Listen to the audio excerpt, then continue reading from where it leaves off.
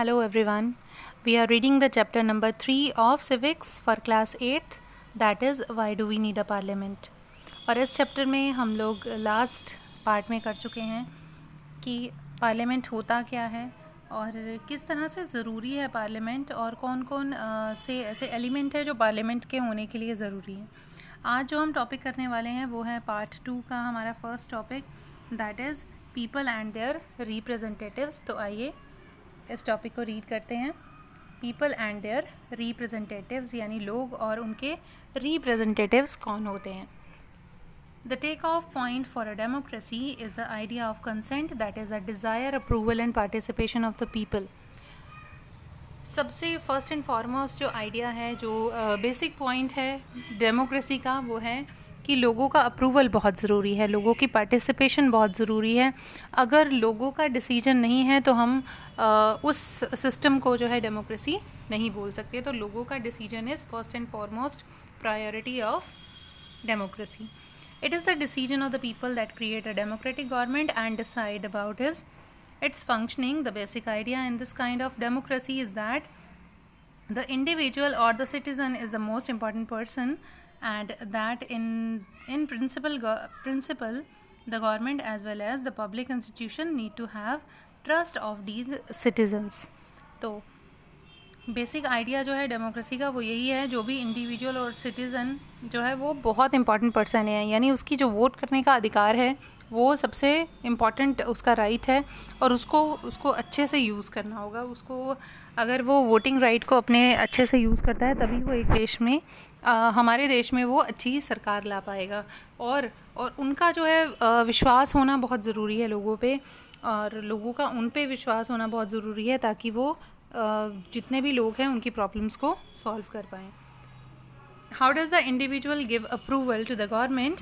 One of the way is doing so, as you read in through this elections, the people would elect their representative to the parliament. एक तरीका है जिसके द्वारा ये जो representatives हैं ये चुने जाते हैं.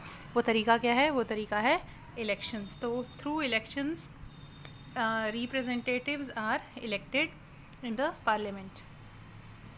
Then one group from among of these elected representative forms the government, and the parliament in which is made of all representative together control and guide the government.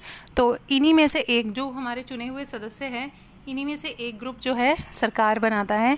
Obviously आपको 7th में भी पढ़ाया हुआ है कि मेजॉरिटी पार्टी क्या होती है.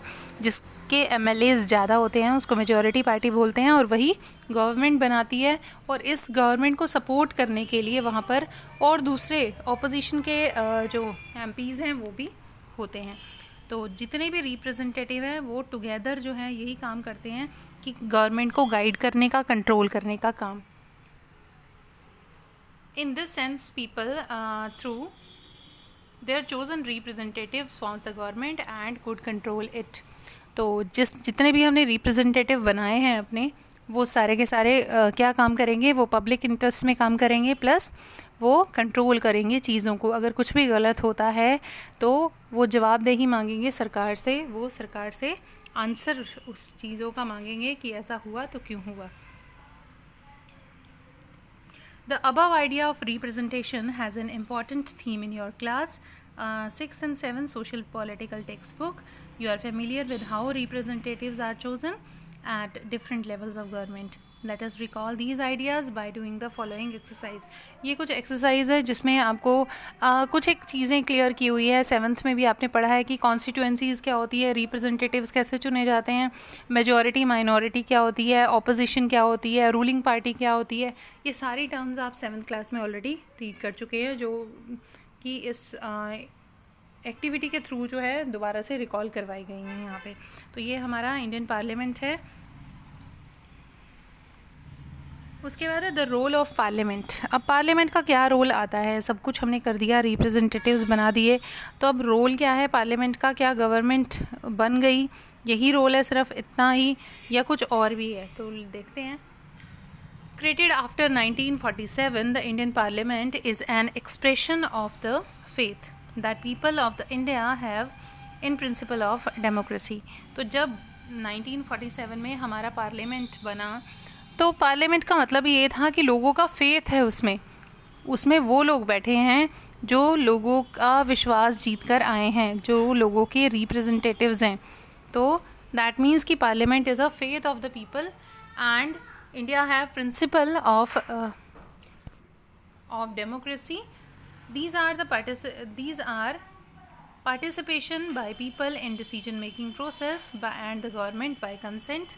The parliament in our system has an immense power because the representative of the people. Elections of the parliament are held in a similar manner as they are for the state legislature. तो parliament में भी ऐसे ही चुने जाते हैं सदस्य जैसे कि स्टेट लेजिस्लेचर में चुने जाते हैं. जैसे एमएलए का इलेक्शन हमने पढ़ा था, वैसे ही एमपी का इलेक्शन होता है और उसमें मेंबर ऑफ पार्लियामेंट चुने जाते हैं. The Lok Sabha is usually elected once every 5 years. हर 5 साल के बाद जो है लोकसभा के इलेक्शन होते हैं. और लोकसभा के इलेक्शन यानी थ्रू दीज इलेक्शंस क्या चुने जाते हैं, रिप्रेजेंटेटिव चुने जाते हैं जो कि पार्लियामेंट में बैठते हैं, जिनको हम एमपी कहते हैं. और ये इलेक्शंस जो है हर 5 साल के बाद दोहराए जाते हैं. The country is divided into numerous constituencies as shown in the map on page 41. Each of these constituencies elect one person to the parliament. अब आपको कॉन्स्टिट्यूएंसी मैंने बताया था कि ऐसा इलेक्टेड एरिया जिसमें से एक पर्सन चुना जाता है उसको हम कॉन्स्टिट्यूएंसी बोलते हैं. तो बहुत हमारा जो देश है बहुत बड़ा है, तो वोटर की संख्या के हिसाब से अलग अलग एरियाज़ में उसको डिवाइड कर दिया जाता है. और उन अलग अलग एरियाज़ में से जिनको हम कॉन्स्टिट्यूएंसी बोलते हैं, हर कॉन्स्टिट्यूएंसी में से एक रिप्रेजेंटेटिव जो है वो चुना जाता है by the people. The candidates who contest election usually belong to the different political party. Obviously जो चुने जाते हैं सदस्य वो अलग अलग पॉलिटिकल पार्टी में से होते हैं. कोई बीजेपी का चुना जाएगा, तो कोई कांग्रेस का, कोई आप का, तो कोई INLD.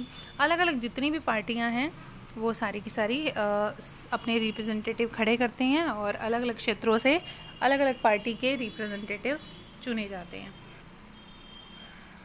तो ये लोकसभा इलेक्शन बता रहे हैं. 17th लोकसभा इलेक्शन जो हुए थे मई 2019 में, उसका रिज़ल्ट है ये. और इसमें अलग अलग पार्टीज़ को आप देख सकते हैं कितने नंबर ऑफ़ MPs ने विन किया, वो यहाँ पर शो हो रहा है. उसके बाद है once elected these candidates become member of parliament. जब इनको इलेक्ट कर दिया जाता है, मतलब ये जीत जाते हैं इनमें से, तो वो जीते हुए मेंबर्स को हम बोलते हैं member of parliament. These MPs together make up parliament.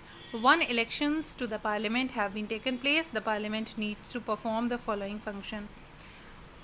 तो जो पार्लियामेंट है जब उसके इलेक्शंस ओवर हो जाते हैं तो पार्लियामेंट के कुछ फंक्शंस होते हैं, कुछ काम होते हैं पार्लियामेंट के जो पार्लियामेंट में होते हैं.